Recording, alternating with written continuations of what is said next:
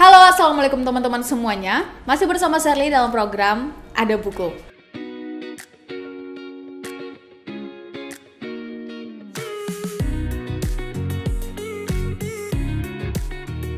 Teman-teman, kemarin Sherly ngecek YouTube dan ternyata terakhir kali kita upload video Ada Buku adalah 1 bulan yang lalu. Tepatnya tanggal 29 Juni 2022. 4 minggu video Ada Buku nggak naik. Dan hari ini Sherly excited banget karena buku yang akan kita bahas hari ini adalah salah satu buku favorit Sherly yang judulnya Isi Otak Orang-Orang Terkaya di Dunia yang ditulis oleh Anne Huda. Karena nggak banyak informasi yang Sherly dapat tentang penulis, jadi Sherly akan lebih banyak mengupas tentang bukunya dan hal menarik apa yang Sherly dapat dari buku ini. Buku Isi Otak Orang-Orang Terkaya di Dunia ini mengisahkan atau mengintisarikan cara berpikir atau prinsip-prinsip hidup serta cara kerja 100 orang terkaya di dunia, setidaknya di eranya. Karena bisa jadi orang terkaya di 14 abad yang lalu nih misalnya, beda dengan zaman sekarang, bener ya? Nah, buku setebal 424 halaman ini teman-teman diterbitkan pada tahun 2018 dan yang ada di tangan Sherly ini adalah cetakan keduanya. Well, tanpa babi bu lagi, Sherly langsung aja ke 2 alasan kenapa Sherly suka dengan buku ini.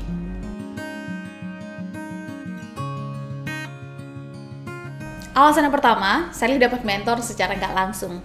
Secara pribadi teman-teman, Sherly membagi mentor itu menjadi 2. Mentor yang pertama adalah mentor langsung, yang benar-benar kita bisa temui, bisa kita mintai pendapatnya, bisa kita mintai feedbacknya, yang mau meluangkan waktunya untuk memberi masukan dan arahan untuk kita. Jadi sifatnya 2 arah.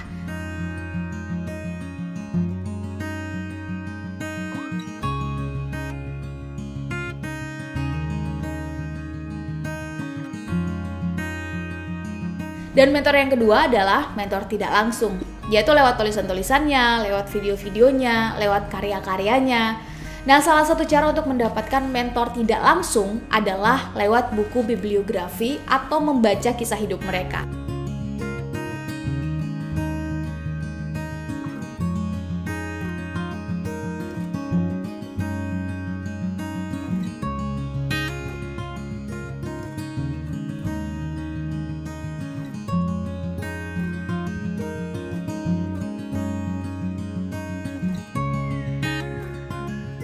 Buku ini teman-teman benar-benar merangkum secara singkat dan bagian-bagian penting dari mindset serta cara pikir orang-orang yang secara penghasilan nih di atas rata-rata manusia normal. Teruntuk teman-teman yang saat ini sedang mencari mentor atau belum menemukan mentor yang tepat, maka membaca buku bibliografi orang yang menginspirasi teman-teman bisa jadi salah satu alternatif untuk mendapatkan insight serta feedback secara tidak langsung. Well, meski nggak semuanya harus kita ambil, yang baik dari hidup mereka kita ambil, sedangkan yang kurang baik atau kurang cocok kita tinggalkan dan kita perbaiki. Alasan yang kedua adalah singkat, padat, dan jelas. Teman-teman bisa bayangkan, cara berpikir 100 orang dipres menjadi 400 halaman, yang mungkin kalau kita baca buku bibliografinya satu persatu, 1 tahun juga belum tentu selesai.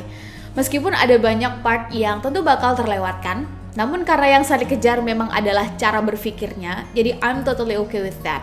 Untuk teman-teman yang pengen tahu nih cara berpikir 100 orang yang nama-namanya nanti bakal saya tulis nanti di description box, buku ini boleh banget dijadikan opsi untuk dibaca.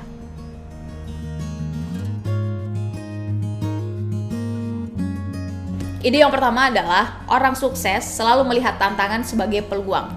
Alih-alih mengeluh dengan tantangan, kegagalan, atau masalah yang datang, mereka justru semakin bergairah untuk menaklukkannya, makin semangat dan makin menggebu untuk mempelajari serta mengevaluasi kesalahannya. Ada satu kalimat Bill Gates yang kena banget menurut Sherly yang ditulis di buku ini, yaitu merayakan kesuksesan adalah hal yang baik. Namun lebih penting lagi jika kita dapat mengambil pelajaran dari kegagalan. Karena kegagalan yang justru membuat kita bertumbuh, makin dewasa, dan siap dengan tantangan selanjutnya. Ide besar yang kedua adalah orang sukses adalah mereka yang mau beradaptasi atau agile dengan perubahan. Selama nilai dan tujuannya sama, mereka akan sangat fleksibel dengan cara, dengan strategi, dengan siasat yang digunakan.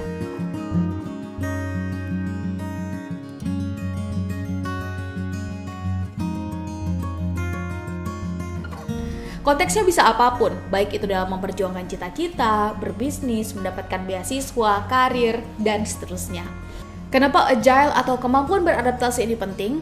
Karena perubahan itu adalah kepastian, dan hanya mereka yang bisa membaca situasi dan kondisi saat ini, atau bahasa buku ini adalah pasar saat ini, yang akan menjadi pemenang dan mendapat lebih dibanding yang lain.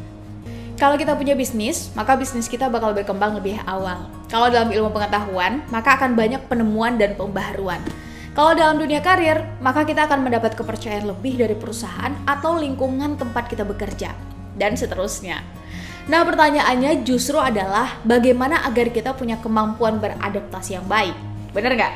Menurut penulis lewat bukunya ini, berdasarkan kisah hidup 100 orang sukses yang dibahas, maka salah satu cara agar kita bisa beradaptasi dengan perubahan zaman adalah sisakan ruang kosong pada gelas kita.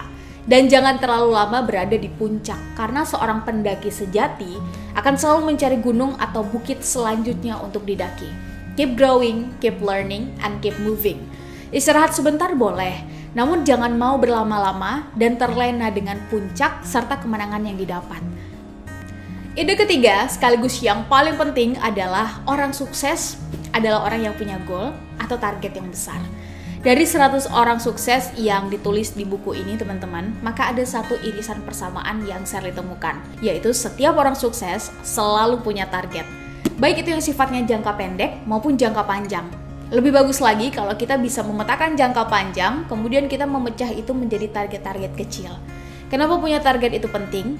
Karena target dan visi itu yang akan mendrive atau mengarahkan aktivitas kita. Sehingga waktu yang kita habiskan menjadi lebih produktif, tidak sekedar sibuk, yang menghabiskan waktu dengan kegiatan atau aktivitas seadanya sesuai dengan tren yang sedang terjadi. Well, ketika tren itu berubah, maka demikianlah, manusia sibuk akan terus berubah-ubah.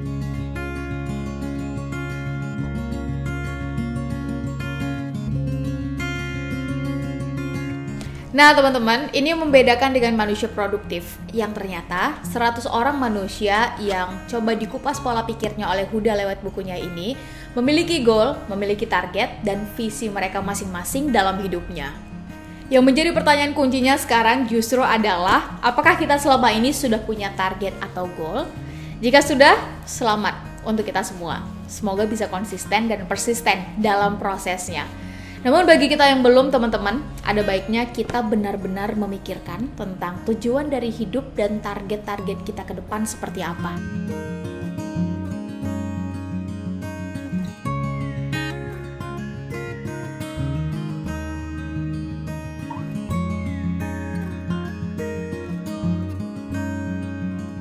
Well, beberapa video Ada Apa sudah membahas tentang produktivitas. Untuk teman-teman yang membutuhkan, linknya akan saya taruh di bawah. Yang jelas, karena hidup kita cuma satu kali, maka pastikan kita hidup yang berarti. Memiliki goal is a must. Nah teman-teman, itu dia ulasan Sherly tentang buku Isi Otak Orang-Orang Terkaya di Dunia oleh N. Huda. Komen di bawah teman-teman mau Sherly dan tim Ada Buku mengulas buku apa lagi.